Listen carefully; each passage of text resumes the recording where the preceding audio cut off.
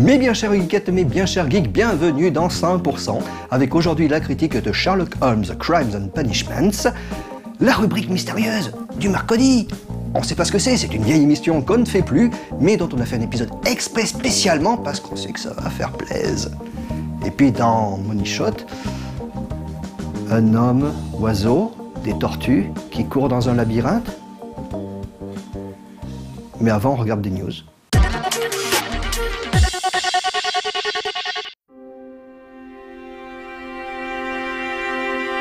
Il faut du temps pour faire un bon reboot. Après une année d'absence, Comic-Con fera bel et bien son retour l'an prochain. Désormais dénommé Paris Comic-Con, le salon s'installera au sein de la capitale, à la Grande Halle de la Villette, entre le 23 et le 25 octobre 2015. Et oui, le temps où la convention jouxtait Japan Expo semble bel et bien révolu. Il faudra donc s'acquitter de 2 billets différents au grand désarroi de nos porte-monnaies. À noter également que l'organisation du salon est désormais assurée par Reed Pop, une filiale de Reed Exhibitions. Il s'agit d'un poids lourd de l'événementiel à qui l'on doit notamment le Salon du Livre ou encore le Comic-Con de New York. Les organisateurs originels restent néanmoins associés à l'élaboration de cette édition, parrainée par le réalisateur Louis Leterrier. On attend maintenant les détails et les invités conviés, en espérant ne pas déclamer au final le sempiternel « C'était mieux avant ».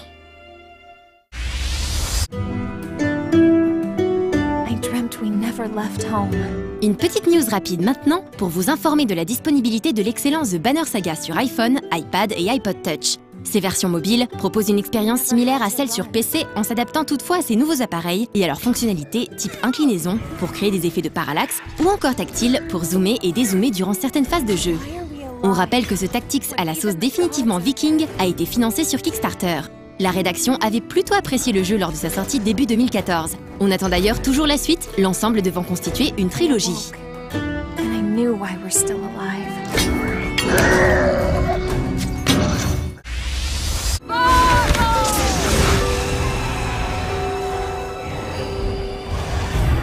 La sorcière est de retour et commence à dévoiler ses charmes. Il se sera fait attendre ce Bayonetta 2, d'autant plus que c'est une belle exclusivité Wii U. Le jeu sort le 24 octobre prochain. Les possesseurs de la machine de Nintendo auront sûrement remarqué une sympathique notification sur leur gamepad indiquant qu'une démo du jeu était disponible depuis le 8 octobre. Quant à savoir ce que la rédac a pensé du nouveau titre de Platinum Games, rendez-vous demain dans 101% pour la critique. Now it's time to be naughty.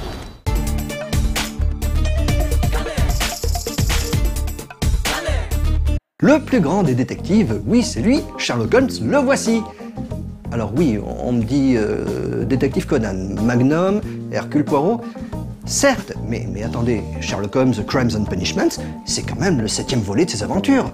Et puis, qui c'est qui poursuit Moriarty, brigand élégant, la canne à la main, hein, et qui le démasque? C'est quand même Sherlock Holmes, le plus malin, voilà.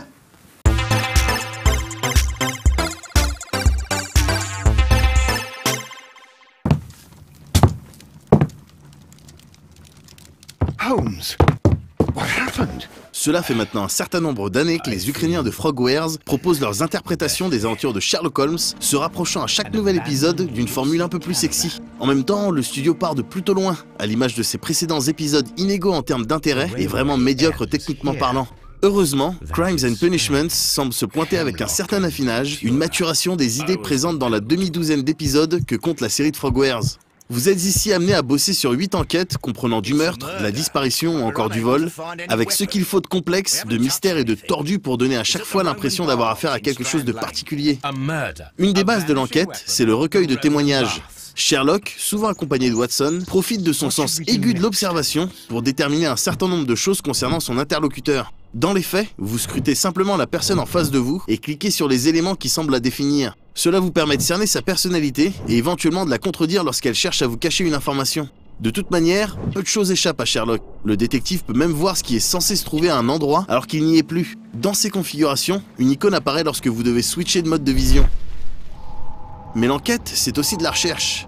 Vous êtes ainsi amené à fouiller dans vos archives type coupure de journaux ou encyclopédie afin de recouper des infos par exemple. Et si les catégories dans lesquelles on peut chercher sont plutôt nombreuses, le bon sens et les indications que l'on vous file vous permettent de ne pas perdre du temps dans ces phases.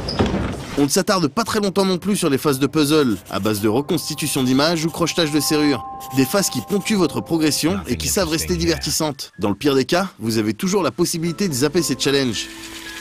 D'une manière générale, les enquêtes sont ici bien écrites et plutôt bien ficelées. On prend donc pas mal de plaisir à cogiter, revoir ses preuves, élaborer des hypothèses et les voir prendre forme grâce à ce système de déduction autrement plus agréable et sexy que dans le testament de Sherlock Holmes. Concrètement, vous générez des réflexions à travers des observations, des témoignages ou des preuves matérielles que vous pouvez ensuite associer afin de donner naissance à un bout d'hypothèse. Le tout est présenté sous forme de connexions neuronales qui se créent en fonction de vos suppositions. Dans la mesure où certains événements ou éléments peuvent être envisagés de deux manières différentes, cela peut totalement changer vos hypothèses de base et donc votre conclusion. On peut donc royalement se planter sur le coupable et faire incarcérer un innocent. La notion de choix est bel et bien présente, autant dans la nomination du délinquant que dans la façon de l'appréhender. À la manière d'un Walking Dead de Telltale, on peut même connaître les choix faits par la communauté de joueurs et ainsi se la flamber lorsque l'on appartient au faible pourcentage de gens ayant trouvé tous les indices et la bonne conclusion. Crimes and Punishments ne se pointe pas avec des idées entièrement nouvelles, mais elles sont beaucoup plus réfléchies et surtout mieux présentées. Frogwares a également un peu plus bossé l'aspect technique de son jeu, même si les animations, la synchro labiale et la réalisation de manière générale restent super primaires. En baissant un peu ses standards visuels, on peut donc complètement se faire plaisir l'espace d'un peu moins de 2 heures par enquête. On est surtout soulagé de constater que la série emprunte un chemin qui nous plaît définitivement. Gentlemen, you are under arrest.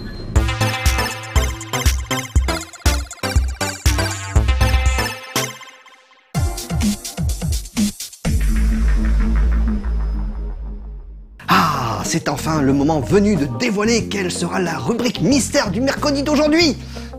Eh ben c'est temps perdu, voilà, ça va être génial, on va apprendre plein de choses sur temps perdu et puis on en saura peut-être même plus sur Nicolas Robin, restez là, vous en allez pas, on vous donnera des sous.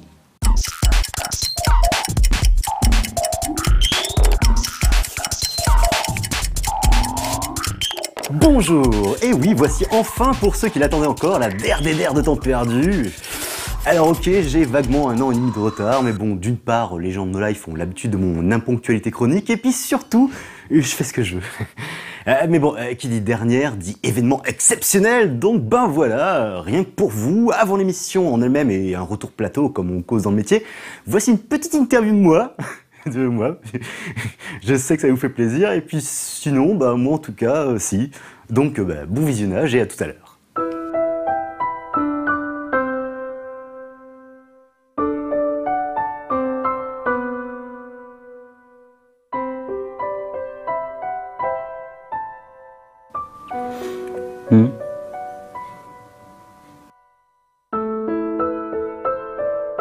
Oui, un dernier, oui.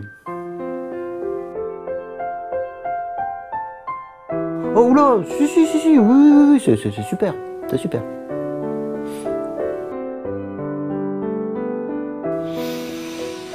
Bon, pas tant que ça.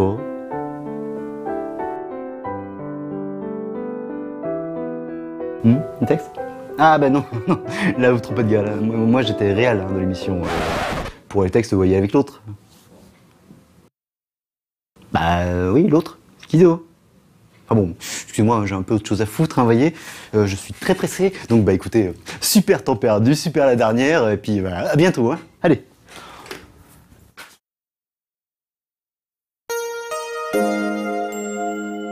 Ah non, aucun lien de parenté avec cette andouille. Hein.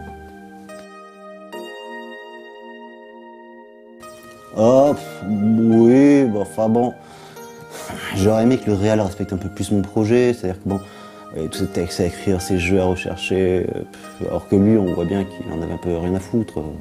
Si je regarde le montage, c'est pas top. Hein.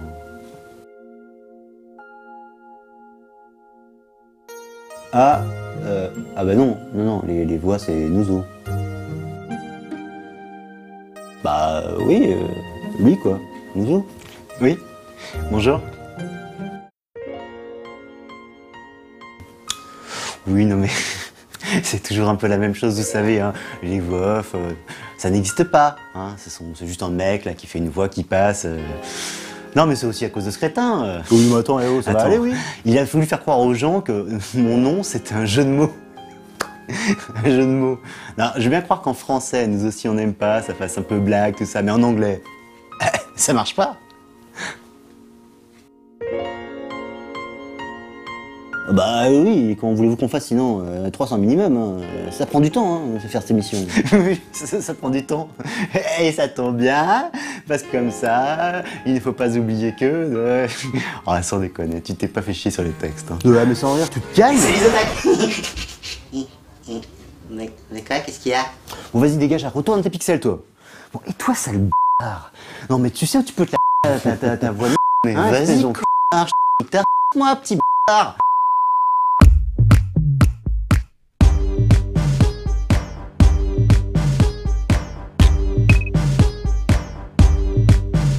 Bonjour, vous vivez en France. France qui elle-même est en Europe, qui elle-même fait partie du monde.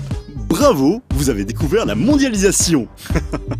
Mais alors que faire durant vos heures supplémentaires? Bienvenue dans Temps perdu. Ah, les jeux vidéo. C'est tellement bien les jeux vidéo.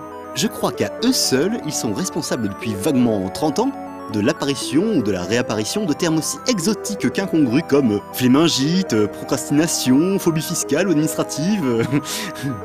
Alors que bon, on pourrait tout aussi bien dire flemme, glandisme, je m'en foutisme ou j'en ai rien à charisme.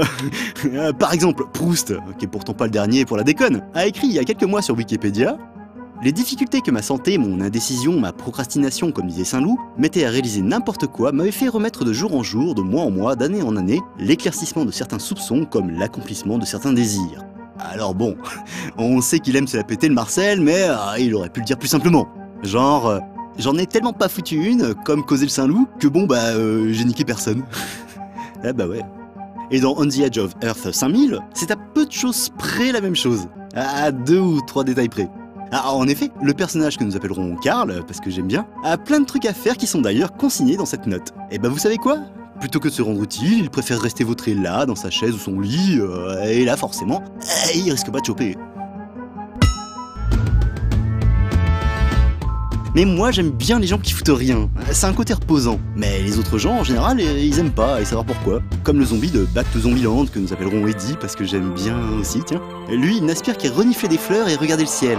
Et vlati pour que les gens du coin lui collent une fourche dans les boyaux et le collent 6 pieds sous la terre, sous prétexte que le verre ça va pas autant et qu'en plus il pourrait se rendre utile le saligo. Donc forcément il va prendre son skate et essayer de se faire la malle vu que de toute façon c'est un zombie et que du coup forcément il n'emploie que des expressions des années 80. La malle, tout ça. Mais comme le skate n'est pas à proprement parler une activité productive, les villageois continuent donc de vouloir lui coller des harpons dans les roues pour lui apprendre à vivre. À Eddie le zombie, vivre. Je suis con parfois. Alors que bon, soyons d'accord. Passer le nez en l'air à regarder les étoiles, c'est tout de même une activité qui, si elle ne vous fera pas bouffer à la fin du mois, reste enrichissante pour l'âme. Enfin, pour le machin là, qui passe son temps à vous dire que c'est pas bien. Quoique finalement, Yoshio Ishii a bien dû trouver un moyen d'en sortir quelques sous des étoiles, vu que bon, sinon, ça ferait pas 7 ans qu'il nous sort plus ou moins régulièrement un épisode de Hoshi Saga. Même que là, paf, il nous en a sorti 2 en 3 mois. Alors bon, je sais pas s'il a la flemme lui, mais ici, c'est toujours la même chose, on cherche des étoiles dans un décor en faisant des trucs avec son clavier ou sa souris. Mais les champions de la truc, malgré tout, oui, tout, ça reste quand même les chats. D'ailleurs, comme le disaient les nuls, les chats, c'est que des branleurs. Et que même que s'ils bougeaient un petit peu plus leur gros arrière-train, au lieu de nous vriller les oreilles et de nous sauter sur le bide, ils iraient se servir tout seuls de leurs croquettes et que même qu'ils pourraient aller se les acheter eux-mêmes, hein. Au lieu de ça, ils préfèrent carrer leur popotin dans un méca géant et massacrer plein de gens. Et ça, c'est complètement contre-productif.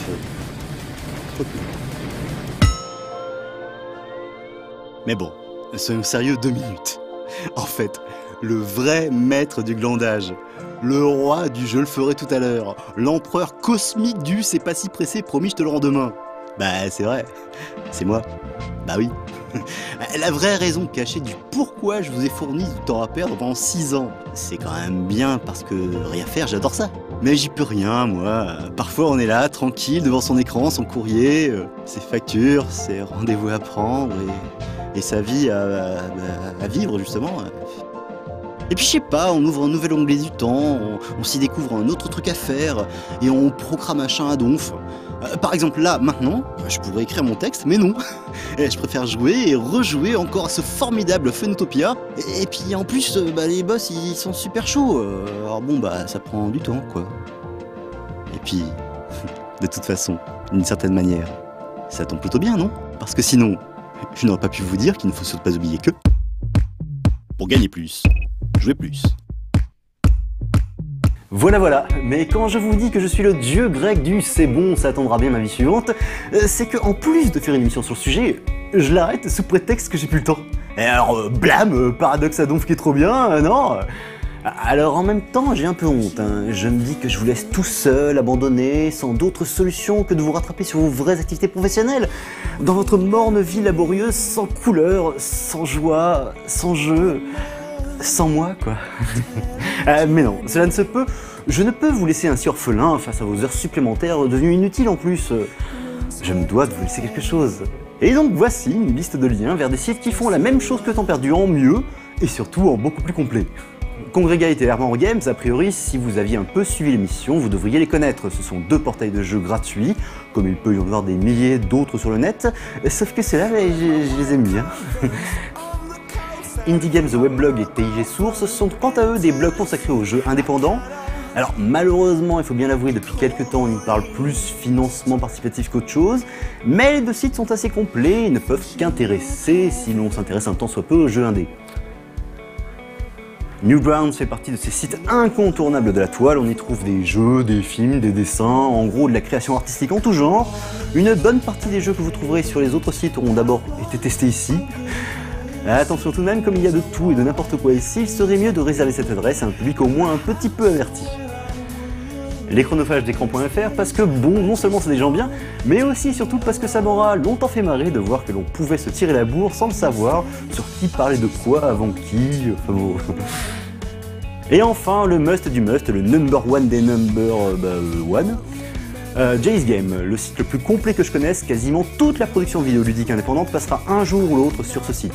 Qu'il s'agisse de jeux payants, de démos ou de webgames gratuits, vous serez informés.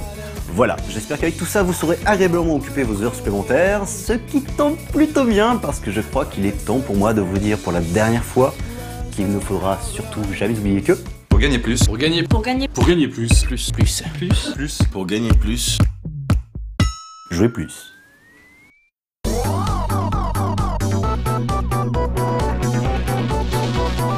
Ce que j'aime bien avec le cinéma américain, c'est qu'une fois qu'on a vu un film, on les a tous vus. Ah bah si, attendez, vous prenez des tortues, vous leur apprenez le karaté, vous les balancez dans un labyrinthe, et ça vous fait une histoire avec un homme-oiseau. De mauvaise foi. Non, vous pouvez pas dire que je suis de mauvaise foi, franchement. Ah, vous êtes dur, vous me faites de la peine. Si avec ça j'ai pas un Oscar, c'est que je suis pas un vrai acteur hollywoodien. Bienvenue dans ce nouveau numéro de Money Shot. Cette semaine, on est à la bourre pour évoquer deux films qui sortent aujourd'hui, Ninja Turtle et Le Labyrinthe. Les Tortues Ninja reviennent en force. Ces chevaliers d'écailles et de vinyle avaient connu une popularité énorme dans les années 90 via une trilogie de films, des jeux vidéo et une série animée. Les quatre tortues, leur maître Splinter et la journaliste April O'Neil, défendaient les rues de New York en affrontant le Foot Clan et son magnifique leader Shredder. Après deux nouvelles séries animées et un long métrage en image synthèse, Leonardo, Michelangelo, Donatello et Raphaël sont de retour pour un remake, ou un reboot, on ne sait plus trop. Concernant l'histoire, les quatre tortues, leur maître Splinter et la journaliste April O'Neil vont devoir défendre les rues de New York en affrontant le Foot Clan et son maléfique leader Shredder. Au cast, on retrouvera Megan Fox, Will Arnett, William Fichtner, Whoopi Goldberg, Tony Shalhoub et Johnny Knoxville. Si la perspective de voir un nouveau film sur les Tortues Ninja pouvait être intéressante, les différentes annonces, images et trailers n'ont engendré que de la méfiance envers ce projet. Déjà, cette nouvelle version est produite par Michael Bay et réalisée par Jonathan Liebesman, réalisateur à la filmographie peu glorieuse. Ensuite, et même si cela a été démenti suite à la grogne des fans, le scénario prévoyait d'expliquer que les Tortues Ninja étaient d'origine extraterrestre. Une anecdote d'ailleurs utilisée comme une vanne dans le film et visible dans la bande-annonce. Enfin, ce qui choque le plus, c'est le design à la fois des tortues avec leur horrible faciès et un Shredder qui ressemble plus à un Transformer qu'à un samouraï. En même temps, Transformers, Michael Bay... Le film est sorti aux USA l'été dernier et malgré les très mauvaises critiques, il a cartonné avec presque 190 millions de dollars au box-office, validant la mise en chantier d'une suite. Pour l'exploitation en France, on imaginait que Teenage Mutant Ninja Turtles allait être titré Tortue Ninja ou les Tortues Ninja, mais les mystères de la distribution française ont encore frappé puisque le film s'appelle Ninja Turtles. Ok, si vous voulez. En tout cas, le film est dans les salles depuis aujourd'hui, le 15 octobre.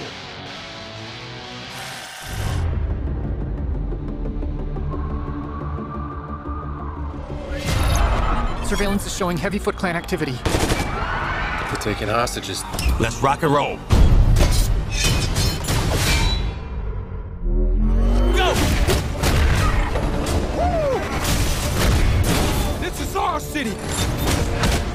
That's what I'm talking about. Like shadows in the night, completely unseen. Who's that? It's a camera flash. Give me the camera. Oh, look, he's doing his Batman voice. Back off, Raph! Do not say a word about this to anyone. If you do, we will find you. Yeah, we'll find you. I'm sorry, that came across super creepy, okay? We will find you though. My sons, I have trained you your whole lives to protect the city above. But I fear you are not ready for its greatest threat. We're taking your armor to the next level.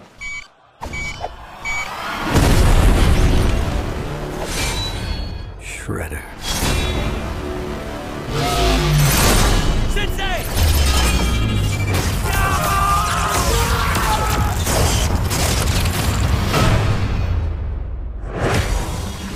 Sensei, you must stop Shredder.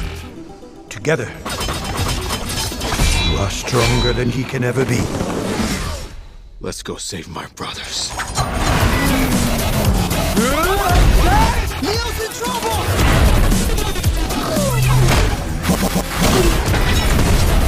Come on! 4 turtles, one's fighting a robot samurai. Why not?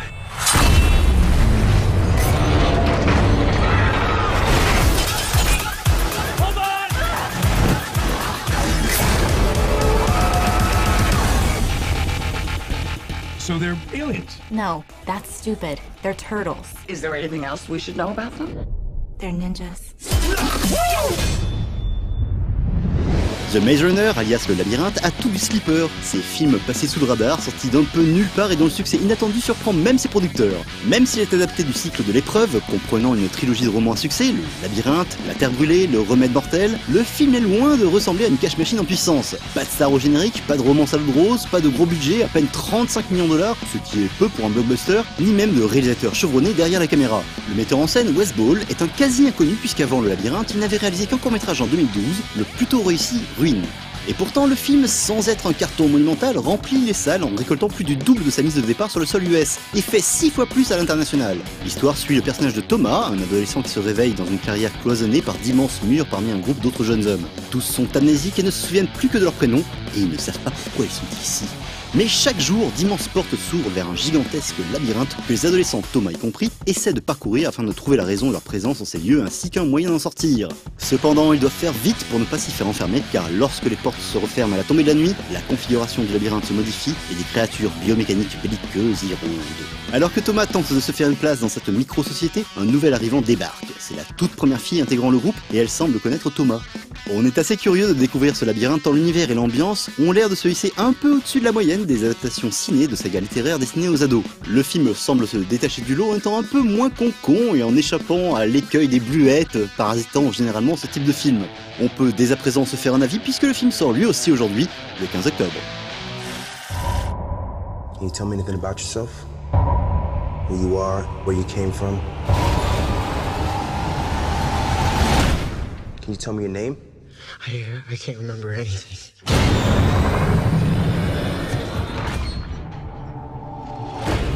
Day one, Greenie. Rise and shine.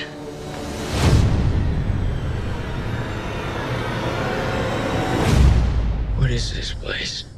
Welcome to the Glade. Who put us here? We don't know. What's through there? You guys can't just keep me here. I can't let you leave. Why won't you tell me what's out there? That's the maze. Every morning when those doors open, the runners look for a way out. And no one has ever survived a night in the maze. What happens to them? Well, we call them grievers. We don't belong here. Somebody built the maze. I think it's time we find out what we're really up against. You're not like the others. You're curious. What the hell is that? This is the first real clue. You found it. Who knows where this might lead us? It's a girl. Thomas. Everything started changing the moment you showed up. What if we were sent here for a reason? The doors aren't closing. They're here.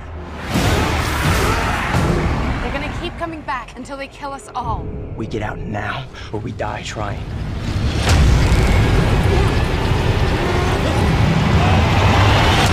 You don't get it. We're already dead.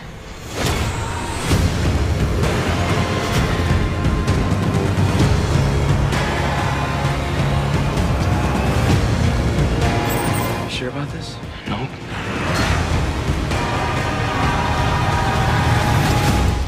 We can't leave.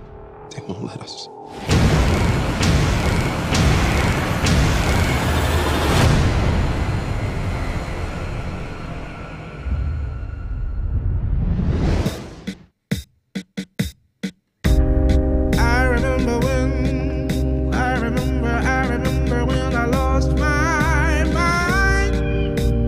Pour finir, voici le très alléchant teaser de Birdman de Alejandro González Iñárritu, dont on reparlera plus longuement dans un prochain Money Shot. Et n'oubliez pas, le cinéma n'est jamais mieux qu'au cinéma. How did we end up here? In this dump? You were a movie star, remember?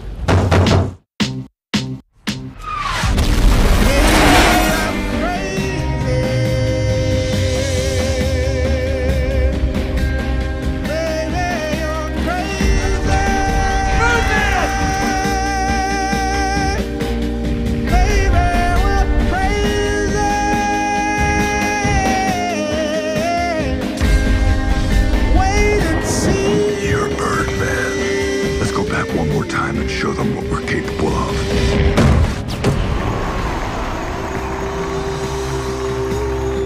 Why don't you get your wings in your bird suit, man?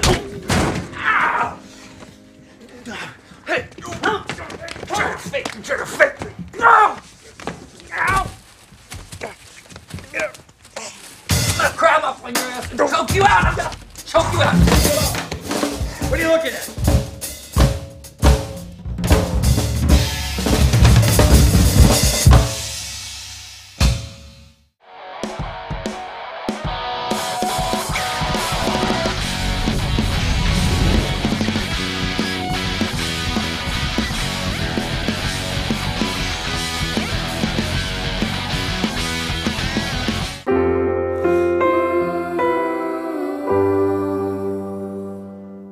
Alors bon, d'accord, c'est vrai qu'il y en a qui trouveront que j'ai pas été très honnête dans 101%, mais si, je vous assure tout à fait, totalement, Sherlock Holmes, c'est le plus grand des détectives, Temps perdu et Nicolas Robin, je les adore, et quant au cinéma américain, ah ben moi, j'ai regardé Money Shot, je trouve que Monsieur Ignard, il tue. Voilà, c'est tout, et je lui fais des gros bisous. Et à vous aussi, je vous fais des gros bisous. It's so